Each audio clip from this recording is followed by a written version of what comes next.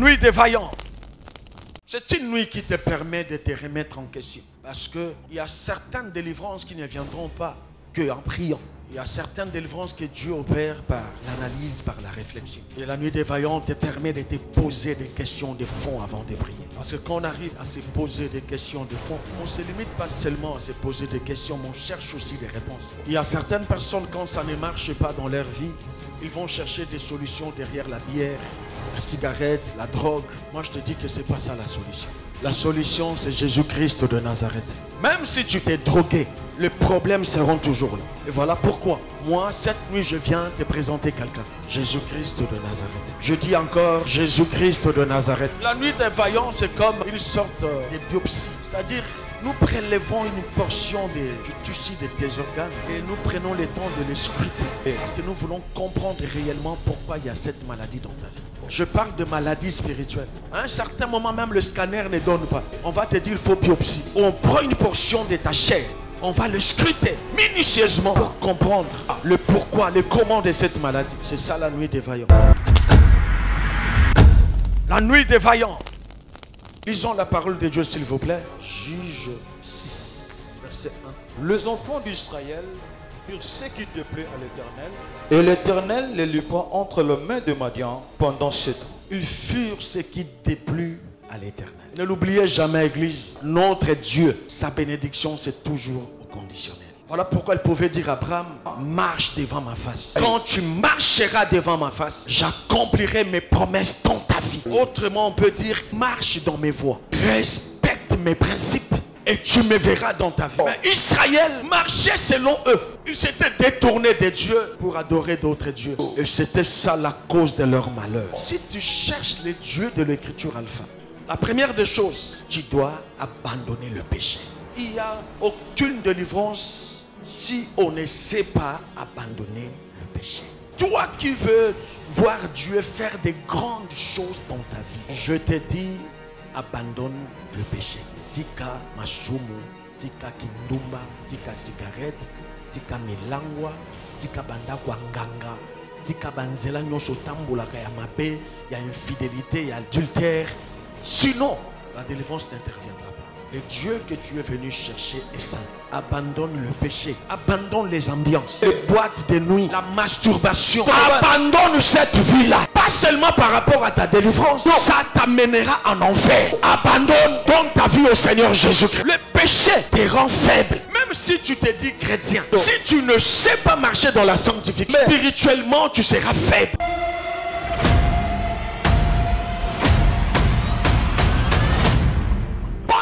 Israël cria à l'Éternel. Dieu va descendre sous forme de l'ange de Yahweh Adonai. Au milieu du peuple, Dieu n'a vu qu'un seul homme, Gédéon.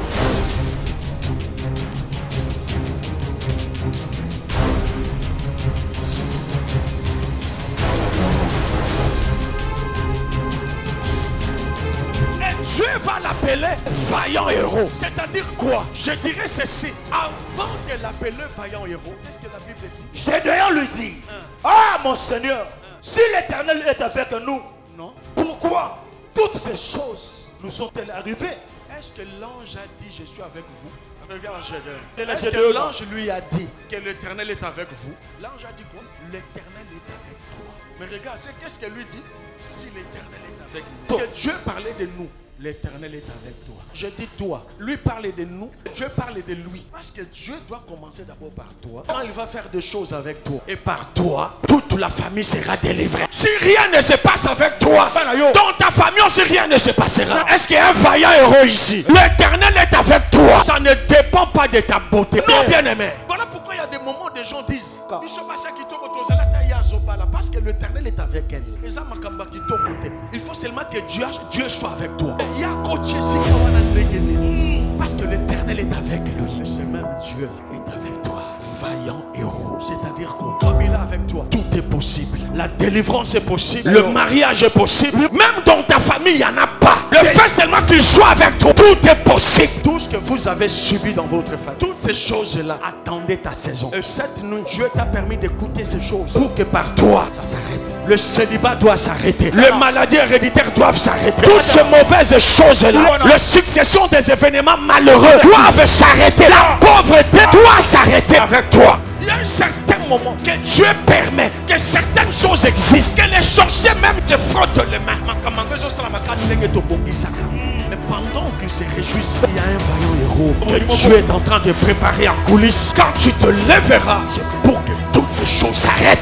Tu es l'écriture majeure de ta famille. Il y a éclat et éclat. Il y a d'autres personnes qui ne sont pas qu'écriture, mais ils sont écriture majeure. Et quand l'écriture majeure s'élève, c'est pour absorber, comme le serpent de Moïse, les autres serpents dans ta famille. La pauvreté, la sécheresse, l'instabilité, le célibat, le blocage, les malédictions. Quand ton écriture s'élève, c'est pour absorber toutes ces choses-là. Gédéon s'est posé des questions. Dieu attendait sa saison. Quand Dieu lui est apparu, c'était pour que toutes ces choses-là cessent. Il y a quelqu'un dans chaque famille, dans chaque lignée. Dieu utilisera un homme ou une femme pour arrêter l'hémorragie. Et je crois que c'est toi.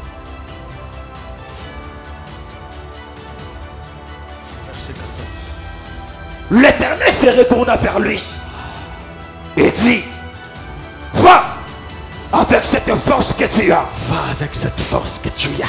Moi je te dis aussi, en toi il y a une force. Et cette force-là, c'est la force de l'écriture. La nuit des vaillants.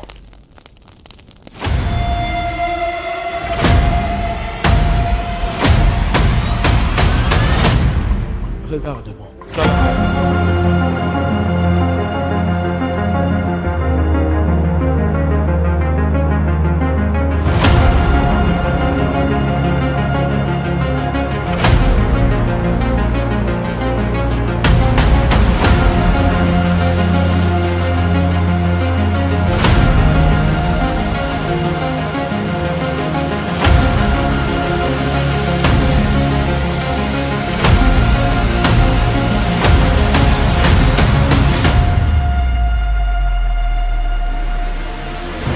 Lâche-la.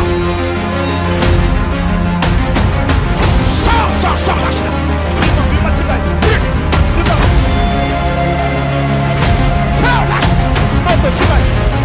Sors. Le feu dans la salle. Le feu.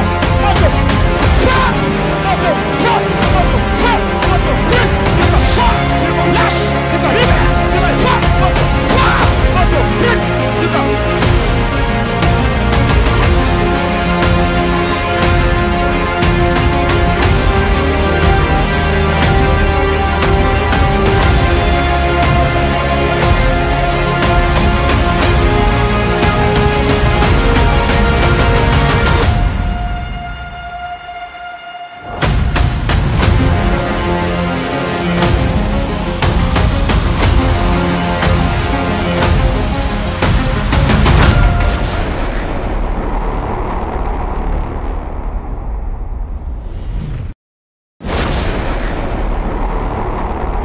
Force de l'écriture.